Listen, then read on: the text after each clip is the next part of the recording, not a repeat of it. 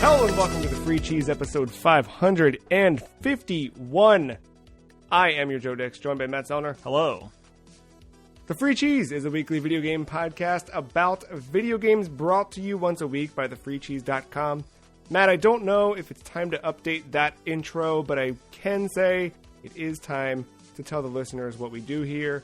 Every week, we play a video game, we review it, we discuss it, and at the end of every episode, we rank it on a list that we call The List. You can check out all of the video games on the list at thefreecheese.com/thelist, where this week we'll be adding MLB Slugfest 2004. More on that later. Matt, we always start the episode with some icebreakers. I've got better than icebreakers. I've got trivia for you. Ooh. Matt, it's just past opening day in Major League Baseball. We live in Baltimore. You are a lifetime Baltimore Orioles fan. What was the first baseball game to feature Cal Ripken Jr. on the cover? On the cover? On the cover. I'm pretty sure he's on MLB 97. There was a video game prior to that. Okay. I swear I might be too young. Was I right, though? Was it 97? I don't know. I didn't go forward after I got my sorry. answer. You may be right. Man, I don't know. Hey, you throwing out that you're too young to know this is accurate because this came out the same year you did. It is Cal Ripken Jr. Baseball. One of those, okay. Yeah, released in December of 1992 for the Sega Genesis and Super Nintendo. I had a Roger Clemens baseball on a Super Nintendo. I had, did I have Roger Clemens on Genesis? I forget which one I had. I think it was Roger Clemens. Flying Edge was the developer, I know that much. All right, here's your second trivia question. I tried to get 3, but I couldn't come up with a third that really was great. So here's number 2, and this is a little more contemporary, so maybe you've got a shot. Who was on the cover of the first game in the show series? I guess, do you know, I will tell you the year, but do you know the year that the show debuted? Yeah, because it was MLB for a long time. I don't know the history. Did 98.9 Sports fold into the San Diego studio? That sounds likely. Because 98.9 Sports made the MLB games. And then I think the show started when PlayStation had San Diego. Was it 2004? 2006. So who would have been the cover athlete for MLB 06, the show? 6. Man, I don't want to say A-Rod. I can't even give you a team to tease it because I didn't take note of the team. I just know the player. Is it Alex Rodriguez? No. That would have been a great guess. That makes me feel That is a great guess. That would have been a good answer had it been real.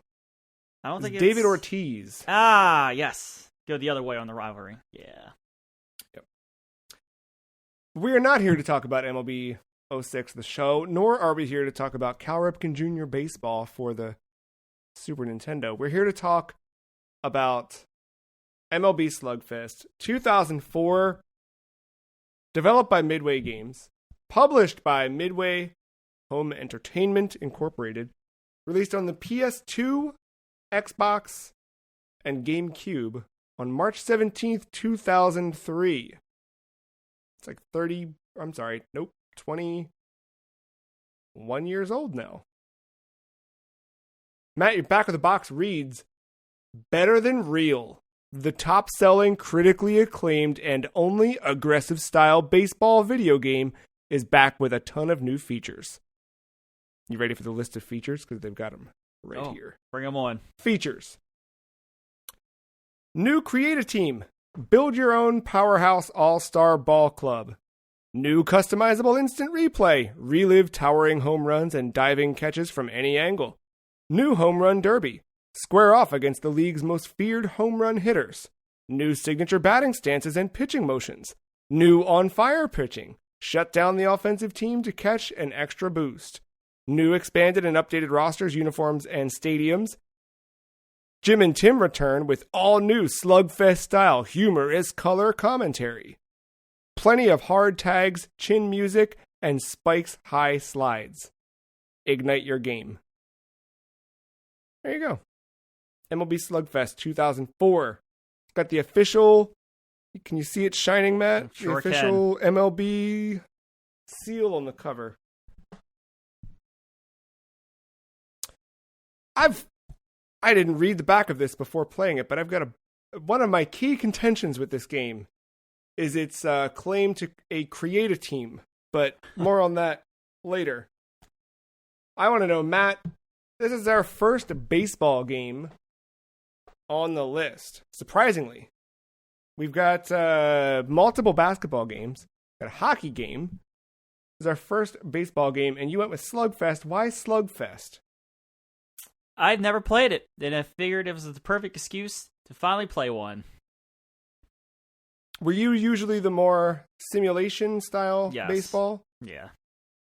And why do you think, or why would you pick this over a simulation-style baseball game or a different approachability? One of those. Yeah. Approachability. Yeah, this is just more, I don't want to say approachable for the third time, but like it's just easier.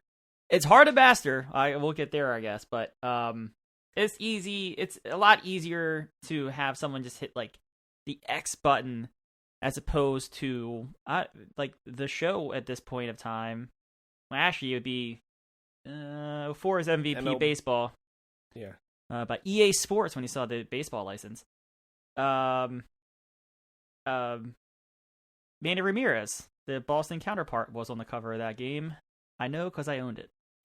I love the trivia coming out, and I know I challenged you, and now it's all oozing out.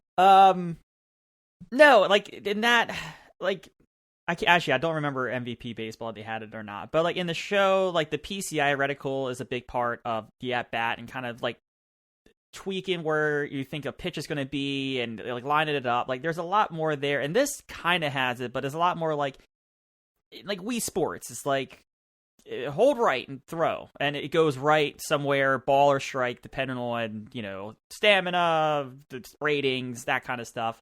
And you're pretty much just swinging. I guess you can like swing inside or whatever, but let me tell you what, I had a lot of success just swinging down the middle in this game. So after I took that advice from you, I did a lot better. For sure. Real quick, can you back up? You said PCI reticle. Can you explain that for those who maybe aren't familiar? The plate coverage indicator. Ah, see, okay. No, I would have gone with player catcher interface.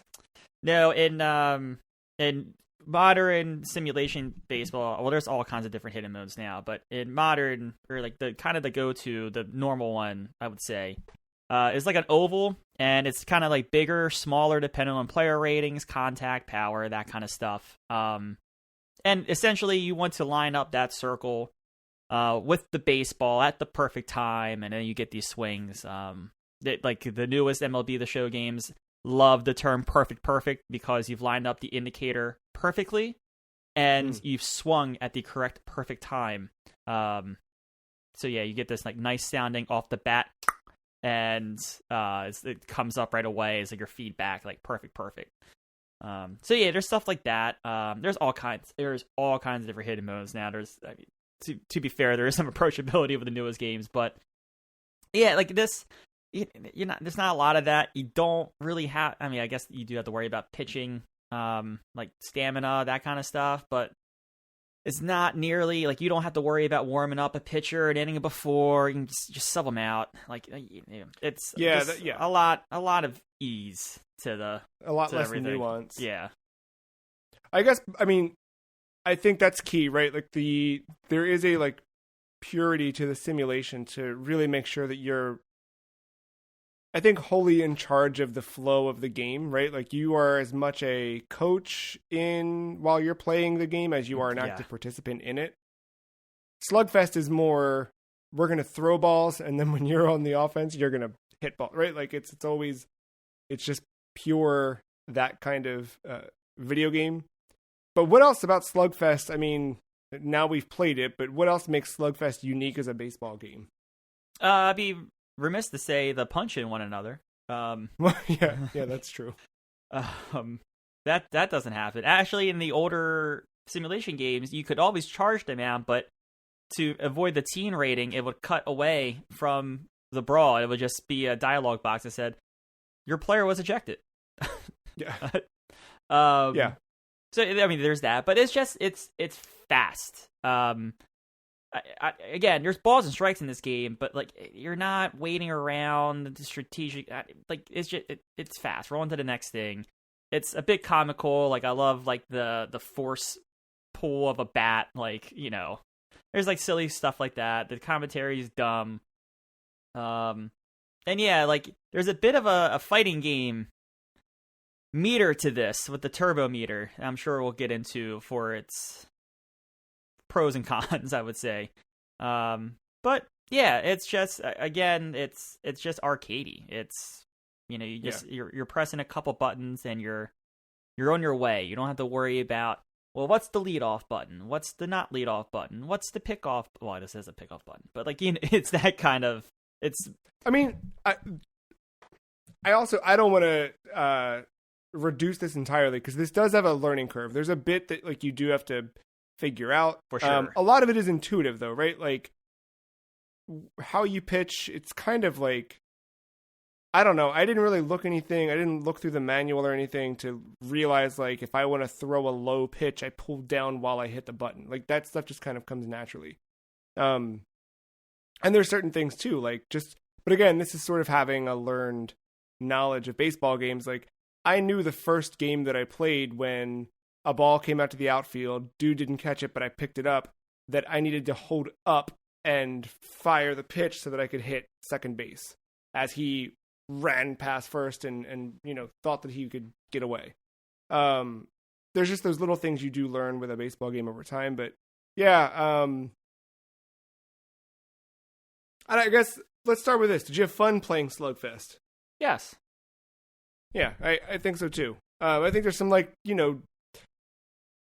specifics about this in particular. I think especially with me having played NHL hits before it and playing other baseball games following this, I think there's some things that I like and then dislike about this in certain ways, but it's very nuanced things.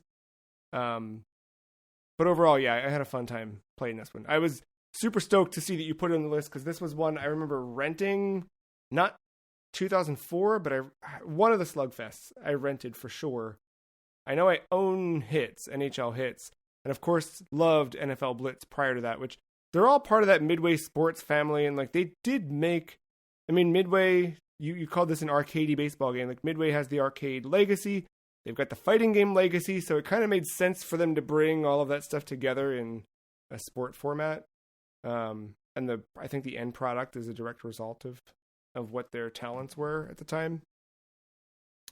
Is there anything in Slugfest that you think it does well or differently that even contemporary baseball games don't do?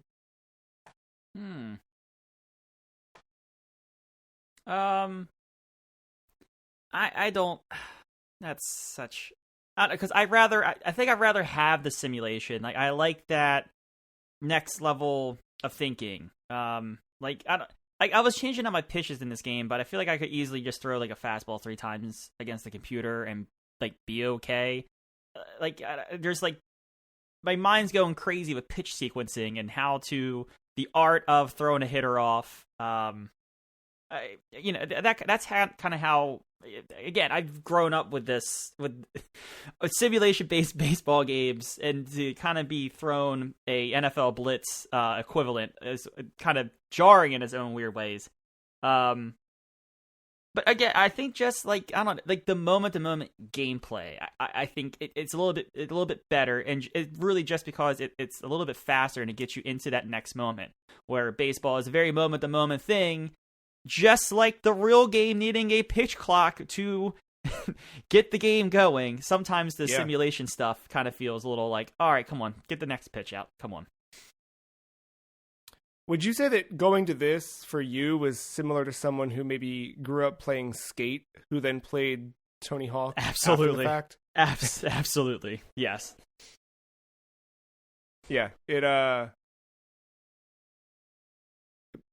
It's a different ball game, quite literally. But like the show games, we played those for a few years.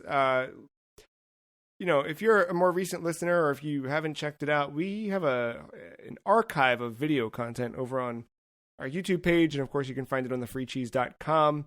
But every year we would do a look at MLB The Show. And did we do it twice, the baseball week? I know we did it. I can't remember we did it twice. We might have just did like a Let's Play on some of the... we've done the Let's Plays on some of the show games, but I think we only did the baseball week once.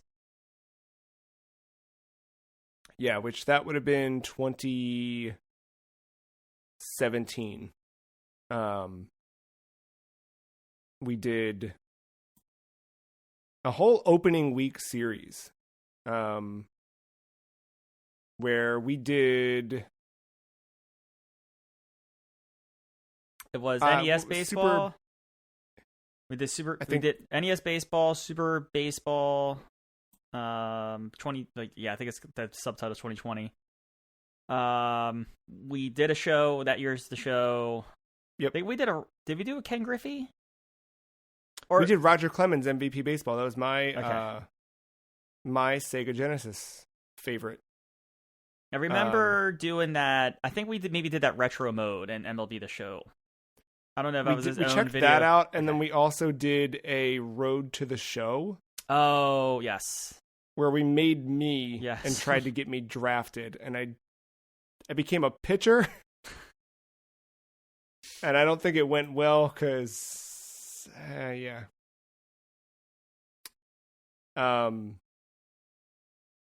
But yeah, those are all out there. But anyway, my point with that is, I'm not good at the show. And I think that arcade mode is the most approachable, but it's still like not quite the same as something like Slugfest. Slugfest is much more my style of a baseball experience. One thing too, I know we've got a lot to talk about on this, and this is kind of, I feel like maybe we should save this till the end, but it's fresh in my mind. This being a Midway game, it also does the Midway loading screen cheats, where you press a combination of buttons to unlock things. Did you try any of those? Look any of them up? Get lucky with any? I tried one, and it was like tiny people with like, I think I also got big heads at the same time. It was really weird and jarring, so I stopped doing it after that because that was when I was like trying to figure out what the hell I'm doing wrong as I'm losing games, besides just being the Baltimore Orioles in 2004. I want to talk about the losing games part because I didn't think you'd have that same problem. I had a terrible time with this game in terms of win-loss. Yeah. Awful record. But yeah, I mean, this game has a lot of stuff. There's special bats, special characters, special stadiums, teams. If you want your entire team to look like aliens or evil clowns, I mean, it's all in there. Remember, this is like the last era before the internet was added into every console in a meaningful way that you could purchase content. So, we kind of lost the era of cheat codes after that. And there's a ton of stuff in here. 1920 mode, nuke ball, which is exactly what it sounds like. A lot of fun. So my first game, I selected the Orioles, and I did the regular like challenge mode where you have to play through or play against every team in the MLB. Mm-hmm. First game, I'm up against the Pirates, and I lost. Okay, let me ask you this: what was your worst? Do you know your worst scoring loss? the scoring wasn't bad. Like, it was probably in the high teens, low 20s. But, I mean, compared to once I kind of got offense going, that's where my numbers were going as well. So my defense was never, like, the problem. It was batting. And, like, I would average a whopping 2 runs a game. And I was playing, like, 5-inning games. I think I reduced the inning count down a little bit. The first game I did was standard 7 innings, standard game, standard rule set. And I lost 21-2. And those 2 runs only came from a double in the bottom of the 7th. It was completely impressive. It was awful. The Pirates just killed me. I had better luck stopping playing as the Orioles and playing as the Yankees because their stats were just jacked in this era. But even still, dude, this is no like easy cakewalk. This is me. I was playing on the default difficulty. You can lower the difficulty. And I do really appreciate, that was the one thing I loved about this game, is the number of customizations you can take in per game. Like, if you want to be the Yankees, or hey, if you want to be an entire team of killer clowns, go for it. But you also want to play in the Minnesota Twins stadium because you like the way the background looks. You know what I mean? Like, you can really customize what you play, where you play, all of that stuff. I really appreciated that. Were there any what mode did you find yourself kind of drawn to? And were there any that stood out over the others? I always try to get through the season mode to see. Yeah. I think that's a if you can get through a franchise or a season mode and still be engaged throughout the whole thing, I think that's telling of like the single player experience for a game like this. So yeah, I was just playing the season, and I picked the Orioles, and I just grinded out the losses until I started winning games, and then turned it around. Probably stopped at around, I think I got a few. I think I had like 20 or so, 15 or so games in that season mode. Yeah. Did you try out any? My favorite thing in this one is the home run derby. I did not go to the home run derby. Just because this game is so stupid with like the power hits and the turbo, like all of that stuff. And because I was having such a bad time at fielding, I don't know what it is, dude. Like, I feel like in regular simulation baseball games, I'm fine in fielding. This one, for some reason, I just could never switch my character to the one that I needed to switch to get to, like, the AI of the computer does like a well enough job at moving kind of towards it. Yeah. And like, I think you take it for granted sometimes that I just kind of expect, like, if I, the player, am not there to catch the ball, the AI will get it, and the AI don't got it. I can promise you that. So being able to eliminate all of that stuff and just hit balls at crazy, powerful, flaming bat mode, that did it for me. Yeah, and I also was fighting my brain the entire time, because switching players dive in this game, I think, or jump. It's one of them, and I was having issues. Also, throwing the ball in all instincts. Well, I know you talked about your instinct in a baseball game is to press a button and an arrow. In the newer games, the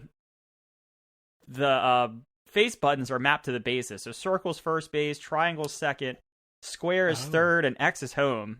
So I'm like fighting that instinct as well. Okay. See, my longest tenure with a game is that I remember Roger Clemens. I remember Triple Play baseball, Roger Clemens all doing the directional button thing. But yeah, no, in the last, I don't know, a lot of years of the show, it's been a lot of that. Yeah, that'll shift your muscle memory. How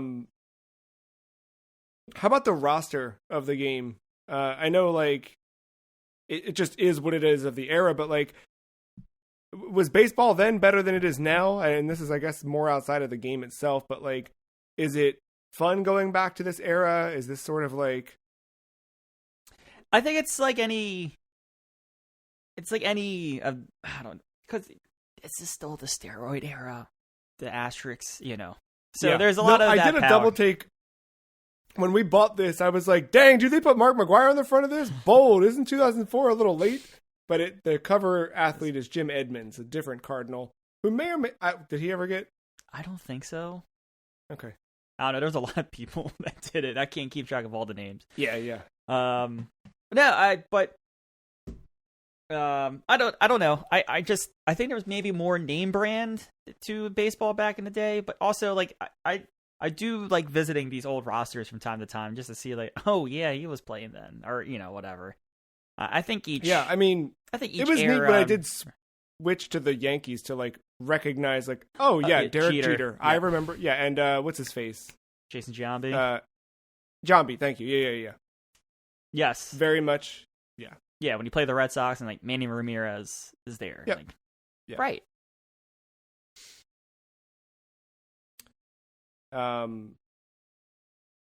Is there anything you kind of saw in Slugfest maybe that you feel influenced other baseball games that came after it? Trying to think what came after Slugfest. Besides Slugfest 05 and Slugfest Loaded. Or sorry, it was Slugfest Loaded then 06. They did that weird thing. I think that's right. Yeah. But yeah, there were only 4 of these total. I don't know, because once you get outside the game, this package is so bare bones. It has like the things you would expect in a baseball game, but it doesn't go much further than that. It actually doesn't have complete rosters, to be completely fair.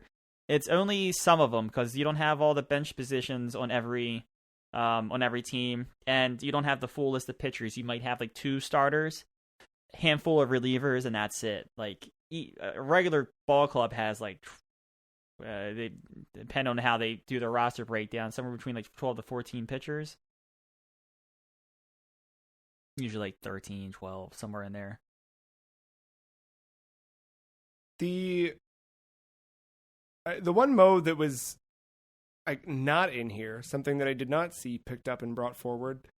They mentioned create a team on the back of the box. New create a team, build your own powerhouse all-star ball club. Did you try that out at all? Nope. So I was stoked on it. No, I mean, I get it. I would do that. I typically do that too. But this stood out because it's what NHL Hits had. And I remember my brother and I making a Baltimore hockey team.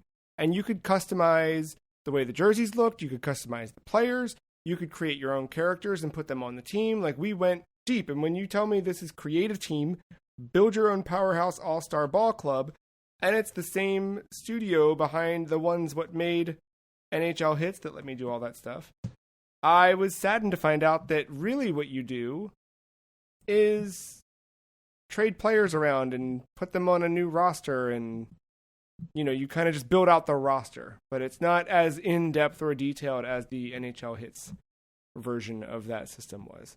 Because even like down to the gear, I think you could change like what type of stick the dude had, what color stick, how he taped it, all these like nuanced little things. And hey, that's going to come down to like different teams ended up focusing on prioritizing different things. I get it, but it was something where I was like, that was one of the reasons why I was stoked when you put this on, because I was like, oh my gosh, I can't wait to make my own stupid baseball team. It's a different thing because like Baltimore already has a baseball team where they never had a hockey team, but yeah, it still, I think the game itself, solid, good time. That was my only real like big gripe about it. I liked the stupid in-game announcers, like. Yeah. So cheesy, corny, what you would expect from this kind of era of a sports game. Do they still do that? Or do they kind of go for more, it's more simulation. Because they usually pull, because didn't Midway had like their own commentary? Didn't they go across the games with like the same team? Yeah. Yeah, like now they pull like kind of like your flavor of the week commentator in that sport.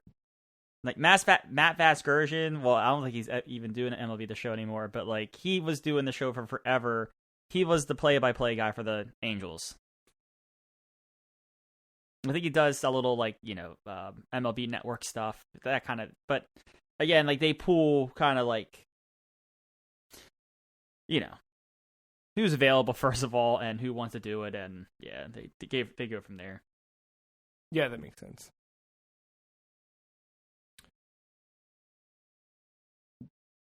Anything we didn't hit on Slugfest? I know it's the opening.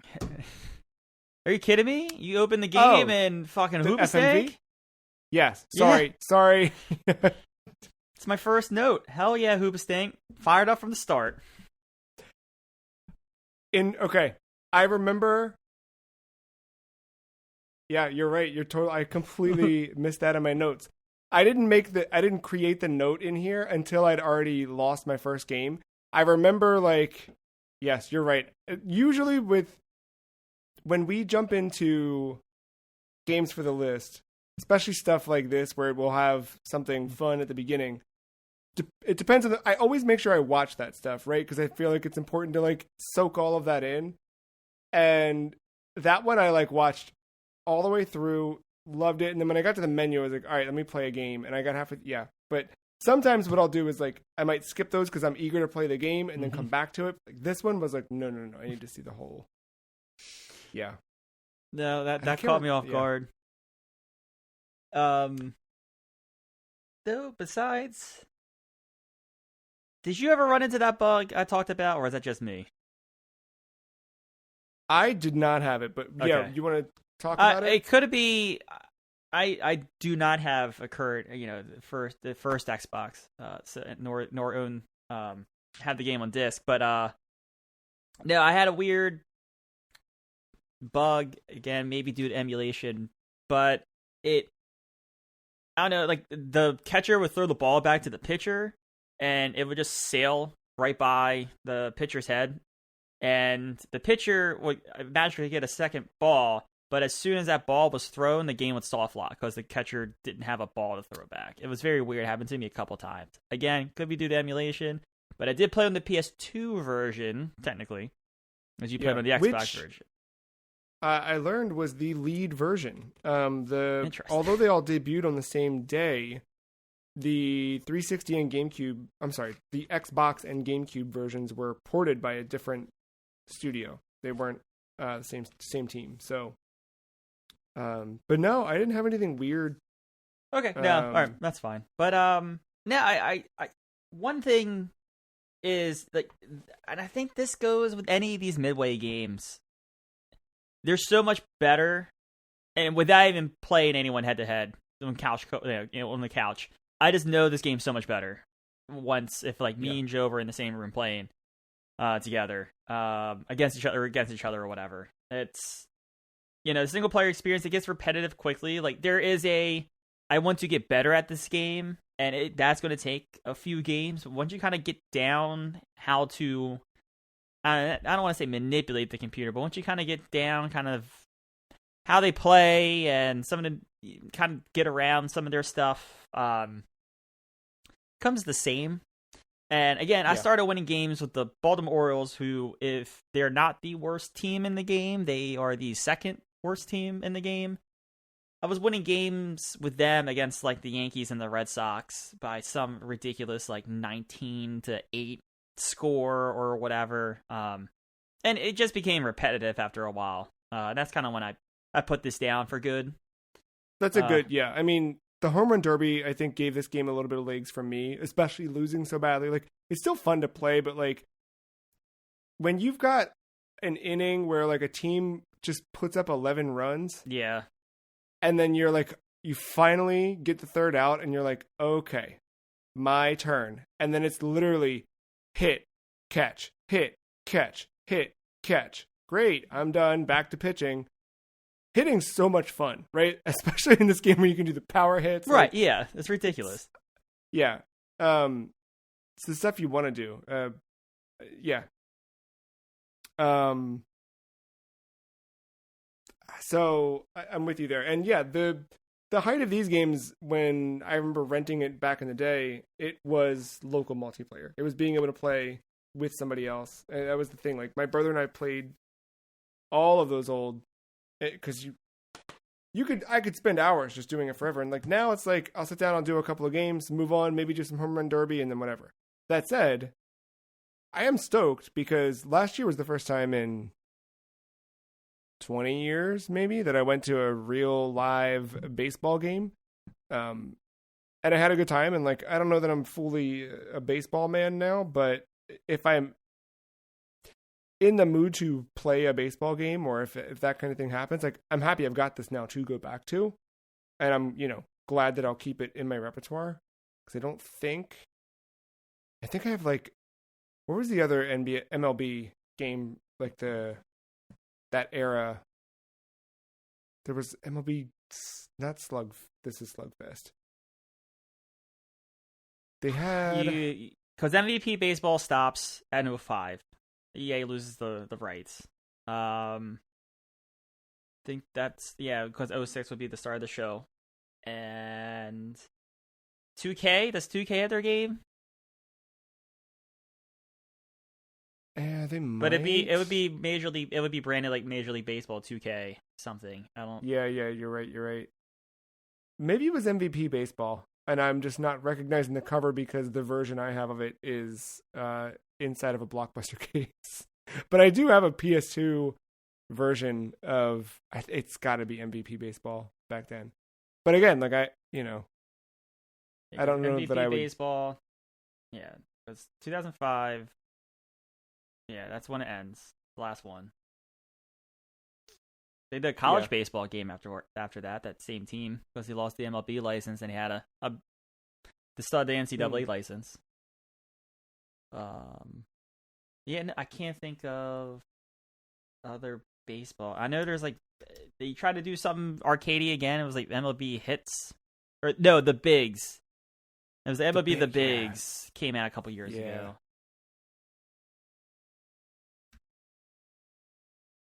Yeah, backyard baseball. Yeah, no, I think it was probably MVP. But yeah, I anyway, even though I still have that old Blockbuster copy, I'm much happier with this is the jam for sure. Overall, you said All-Star Baseball at that point. Oh, it could have been that. Acclaim Studios was making, because for me the logo of it reminds me of like the NBA shootout games, but it's the MLB equivalent of that, which I don't know. Yeah. Oh yeah, that's right. It would be ESPN Major League Baseball at this point for 2K and Sega. Yeah, right. They had to get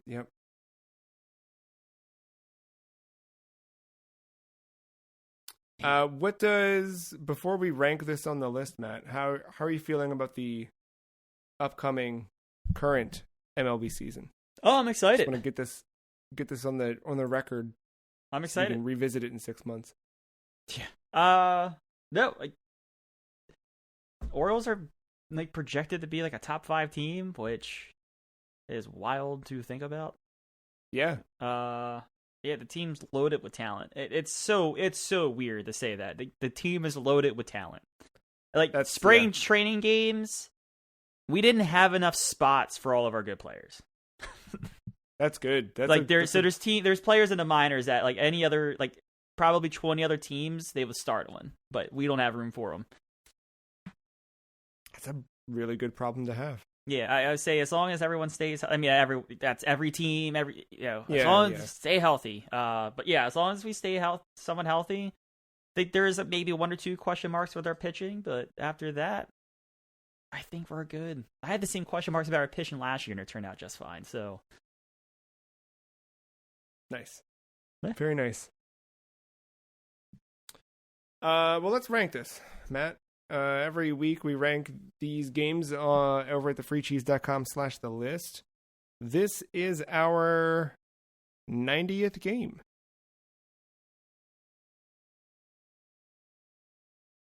I've got a spot. Say your spot. The new 48. Ooh, you're high. You're that low, huh? You didn't like it? It's fun. It's the bare boat. I don't know. It's fun to play, but I only play it for a short stint. That's fair. Yeah, like those first this first 5 game or the next 5 games after it down through Amplitude. Yeah. I would rather play. Fair enough.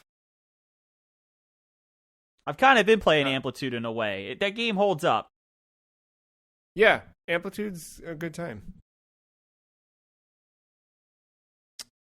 I guess. All right, if you're falling.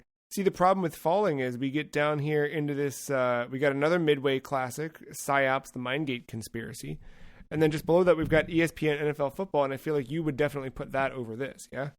Yeah. But its guest list is fucked. Oh no! Yes. Yeah. If you want a full insight into that, I recommend, listener, you go check out our end of the year podcast from last year, where we do the math on how this list should actually look if this weren't decided by feeling. Okay, that's a more polite word than I was that was about to come out of my mouth. Let's go with that. Actually, See, I don't mind it in like that whole Star Fox, the obscure territory. Really. Okay. Yeah, because if we fall too fast below ESPN, then we're below Devil's Crush for me, and then we're below Disaster Report 4 for me. It slips pretty quickly. Man, Disaster Report 4 is so low. You guys really screwed that one up for me. And ESPN NFL Football so low. You all really screwed that one up for me. So, I know. Metal Gear. Where's Metal Gear Solid 2 at? That's the perfect example where this list is fucked. 38. Dude, it happens. This is a mess. This is just a mess of a list. I know. Yikes. All right. So you're thinking somewhere in the 56 to 60 range, somewhere in there? Probably. Like, that's where I start to see games that I like it better than. Do you like this better than Gravity Rush? Absolutely. Obscure. I don't like it better than Obscure. I don't think I do either. I thought about okay, sorry. One, I thought about Obscure earlier today because I took the dogs for a walk. Two, I think about Obscure every day when I take the dogs for a walk. Okay, there it is. There's a specific spot on our route that just reminds me of taking the dogs for a walk in 2020 and learning about Obscure for the first time in my life. And so I think about Obscure quite frequently. The opening to Obscure has a special place in my heart because of how fucking ridiculous it is. Okay, but oh, I'm saying it in a good way. No, I know that. But now I'm also seeing why you put MLB Slugfest 2004 kind of right in line with it, because it also, I mean, Obscure had it was Sum 41, not right, yeah, Stank, but yeah. Well, in that case, we should bump up PsyOps. Got that cold for you. Oh man, that's so. It just. You kind of have like a general sense of who you are as a person, who you always have been, and there's things you've done that you weren't proud of, and there's things that you wish you could have done better, and there's things you are proud of and whatever, and then there's things you completely forgot were ever a part of your personality, and liking the band Cold is top of that list.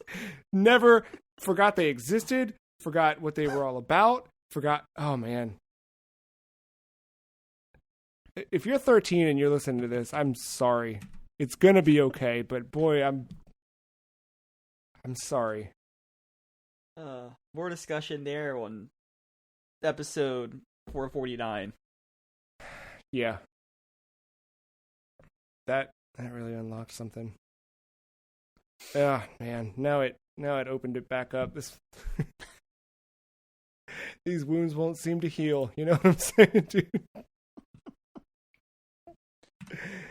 All right, that's been MLB Slugfest 2004. I'm happy we got a baseball game on the list. If you were going to put another baseball game on the list, what would you put? Honestly, I would kick it old school. I would go triple play. Nice. Very nice. Well, maybe we'll do that next year, listener. Stay tuned. for that. But don't worry, you don't have to wait a year to hear more of the Free Cheese podcast. No. You can come back just next week and hear us talk about Super Mario Kart. And you know what? Because you're here and you've hung out with us for so long, I'll give you another teaser.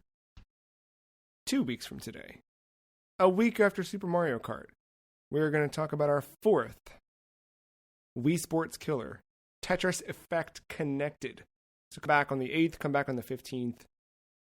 Come back for all the episodes. That's what you do. You also can email us, podcast@thefreecheese.com. Send us some comments about an episode, request a game to be added to the list, so on and so forth. Tell a friend about the show. We're on platforms that they can listen to us on, I promise. Matt, I've also discovered we're on platforms I never signed us up to be a part of. There you go. Shout out to iHeartRadio, who just grabs RSS feeds and publishes your show. There it is. Until next week, thank you, Matt. Thank you, listener, for listening.